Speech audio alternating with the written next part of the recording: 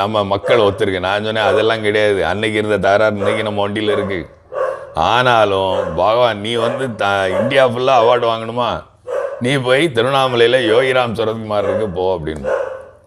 அப்போ நான் போய் ஃபஸ்ட் டைம் கடைசி நாள் போகிறோம். போயிட்டு நான் கேட்குறேன், அம்மா வந்து சாமி வந்து தெய்வம் ஹவுஸில் இருந்தாங்க. அங்கே போய் பார்த்துட்டு சாயந்தரம் வரை என்னை உட்கார வச்சுட்டாங்க. அடுத்த நாள் புது கணக்கு போடணும். நான் கிளம்பணும்னு இருக்கேன்.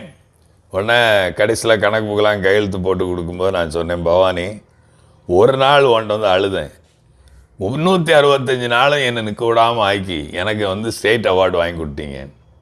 உடனே தேவி அம்மாவை கூப்பிட்டு கேட்டாங்க, ஓ பிச்சைக்காரனுக்கு இப்படிலாம் இருக்குதா, அப்போ ராதாகிருஷ்ணனுக்கு அடுத்தது என்ன அவார்டு கொடுக்கலாம்?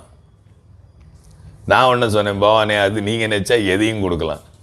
அடுத்த வருஷம் சவுத் இந்தியா அவார்டு வாங்கினேன்.